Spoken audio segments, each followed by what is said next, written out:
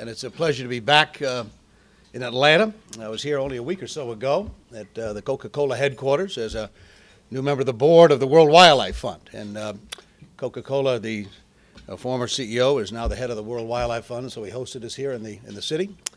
And a lot of fond memories of coming back over the years. My father and Richard Russell were great pals and friends and served together in the Senate years ago. And Sam Nunn and John Lewis, Andy Young, and I served together in the Congress going back many, many years ago, as well as obviously my great fondness for Wyche Fowler and Max Cleland and Johnny Isaacson, as well as Saxby Chambliss and I are great, great friends as well. So a lot of relationships that my family has had with this state and the people in it over the years, and so it's a pleasure to be invited to come to the Press Club and be a part of this program. I was thinking, Wyche and John, as you were talking about this new endeavor, new life of mine that I'm now going to celebrate a year in as part of the motion picture industry. If you told me a year ago I'd be speaking at the Press Club in Atlanta about the motion picture industry, I might have wondered what both of us were drinking at the time. Someone asked me if I missed the Congress. I said I missed the Congress, but not this Congress. And, so I made the pleasure to be away from it altogether. And when I'm a father of very young children, probably the only person I ever met who got mail from AARP and diaper services. I have a 6-year-old and 10-year-old daughters, and so I have quite an endeavor here, beginning with this new world. I asked my 6-year-old last January, as I left the Senate, I said to Christina, "What would you like your father to do now?" And my 6-year-old paused a couple of seconds, and she said, "I'd like you to own a zoo and a candy store." So when I took this job, I said, I fulfill both of your life ambitions here now. I'm in charge of the zoo and the candy store here with this film industry. And again, John and Wyche, your introductions, I've always loved introductions of people in public life. Sometimes they go on longer than your remarks are going to be, and I appreciate the brevity involved. My favorite introduction ever given of a person in public life was given years and years ago at a dinner at the Waldorf Astoria in New York. They were honoring a unique American. William Howard Taft was the only one of our fellow citizens who became President of the United States and also served as Chief Justice of the United States Supreme Court. And remarkable career and a remarkable record. The master of ceremonies at that dinner celebrating Taft's life and career was the United States Senator from New York at the time by the name of Chauncey Depew. Chauncey, just to give you an aside, was not only the senator from New York, but also simultaneously the president of the New York Central Railroad. No conflict of interest there, I'm sure, in terms of his work. But he thought of himself as a rather clever gadfly and funny individual. He went on at some length about Taft. Now, for those who remember what Taft looked like, he was the largest person ever to be president of the United States. Not only his accomplishments, but size. He was well over 300 pounds. And of course, having achieved this distinguished career. So Chauncey Depew concludes his introduction to Taft to that very distinguished audience by saying, "It now gives me a great deal of pleasure to present to you a man who is both pregnant with courage and pregnant with integrity." Well, the crowd roared its approval, gave Taft a standing ovation. Taft slowly made his way to the bank of microphones, waited for the noise to subside and the crowd to be reseated. And then he turned to the audience and he said, "If it is a boy, I shall call him courage. And if it is a girl, I shall call her integrity. But if, as I suspect, it's nothing more than gas, I shall call it Chauncey Depew." So when you hear these very wonderful introductions here, so I appreciate those wonderful introductions you've given us here. As I said at the outset a year ago, before I became chairman of the Motion Picture Association, I was a movie buff, I suppose, like many here in the room, who spent a good part of my childhood and in theaters, learning about universal themes in many ways of love and courage, patriotism, as well as the history of our nation, going to that wonderful stories told on a big screen. And for a century now, just about a century in fact, Americans have used this medium of film and television to tell important stories about who we are, about our hopes and our fears, about our dreams, our character, and our history as well. This movie industry began very humbly 100 years ago in this country, in a forgotten patch of Southern California, started by immigrants from Eastern Europe with second-hand equipment, but more importantly, with first-rate imaginations. But this industry has grown beyond anyone's imagination in many ways, becoming a key source of economic prosperity and job creation all across this country of ours. Today, that dusty town of Hollywood is a bustling hub of commerce. Even the name Hollywood has become a global icon. What's more, film and TV production is no longer a California industry. It's national, with an economic impact in all 50 states, and the industry has become one of America's most important exports as well. In fact, just last week, you may have heard that we reached an agreement, the United States did, with China that will allow many more films and television, but mostly films, to be shown to Chinese audiences in Chinese theaters. One of the best ways for our country to spread our values abroad, in my view, is through our culture, of course. And this agreement with China will keep that line of dialogue open with Chinese audiences for years to come. The agreement will also return a more equitable share of box office revenues, as well as to independent filmmakers across the country. And I would add, it's every bit as important on an economic front. Allow me to be clear about this agreement.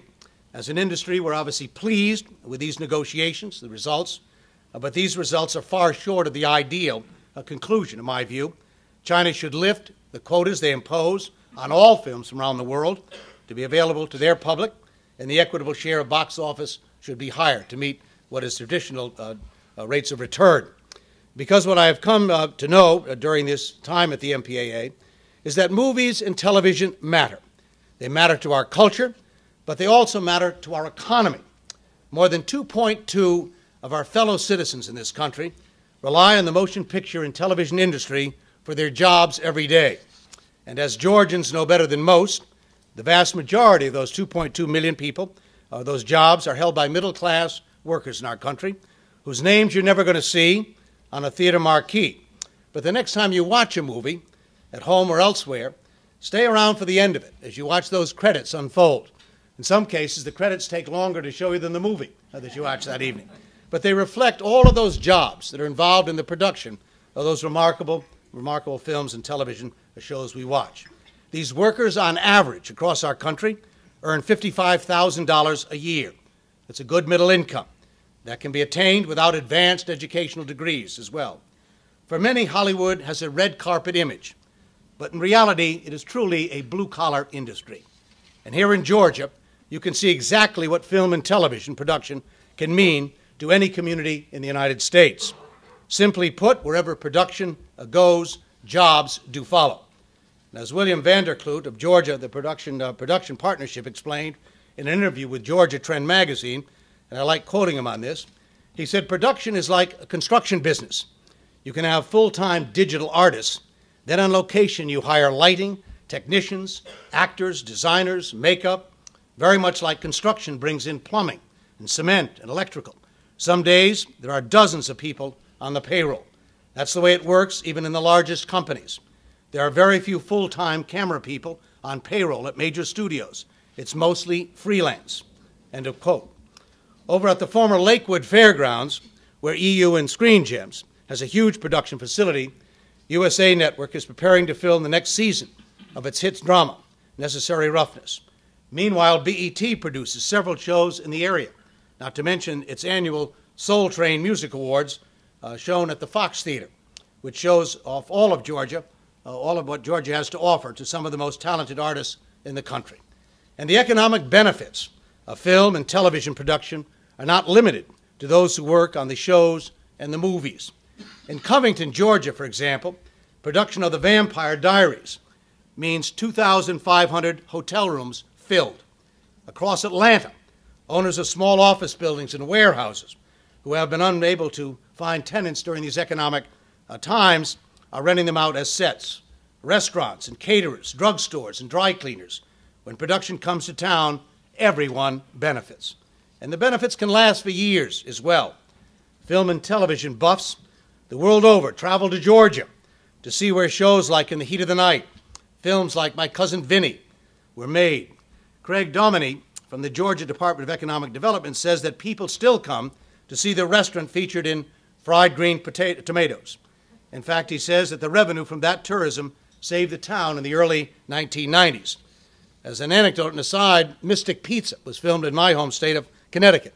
I'll guarantee, as I'm here in Georgia today, there's someone standing in front of that very bad pizza shop, by the way, having their picture taken because of their fondness for that movie made many, many years ago. Today, Georgia, as all of you should know, and I hope do know, ranks among the top 5 states in the United States in film and TV production, with more than 330 projects filmed each year in this state and hundreds of millions of dollars flooding into the state as a result. In just 4 years, between 2007 and 2011, the economic impact of production in Georgia grew from $244 million to $2.4 billion. The number of jobs supported by this industry in Georgia has more than doubled, from over 11,000 today, more than 25,000 people in this state. Atlanta Mayor Kasim Reed summed it up in the Atlanta Journal-Constitution when he said the tax incentives are working better than any other tax incentives we have. We're attracting, he said, very well-paying jobs to the state of Georgia. This is not Hollywood fanfare, showy stuff. These are life-changing jobs that are replacing the old economy with a new economy. As Chris Bagwell, the president of EU Screen Gems, the production facility in the former Lakewood Fairgrounds I mentioned earlier, said, I only wish this model could work for any industry. And he would know, thanks in part to this public-private partnership, his facility, located just 3 miles from the now-closed Ford plant, is expanding, adding the second 30,000-square-foot soundstage. And again, Chris, congratulations on that, nearly doubling its capacity. Meanwhile, Panavision, which closed its facility in Georgia in 1998, is back in this state, renting a huge showroom on the west side of the community. And it's not just Atlanta. Thanks to Georgia's Camera Ready program, communities across the state are establishing themselves as centers of production. In Hiram, Georgia, the Atlanta Film Studios Paulding County campus, 80,000 square feet, including 2 20,000-square-foot sound stages, became the first production facility in decades outside Atlanta's city limits. Overall, 112 of Georgia's 159 counties have been designated as camera ready. Over the course of its history, Georgia has been an agricultural state, it's been an industrial state, and a tourism state. It's now a production state, poised to play, I think, a starring role, if you will, in the future of the American film and television industry. And it's because of the efforts the people in this city and this state have made that you become such an attractive place for people to bring their productions to Georgia.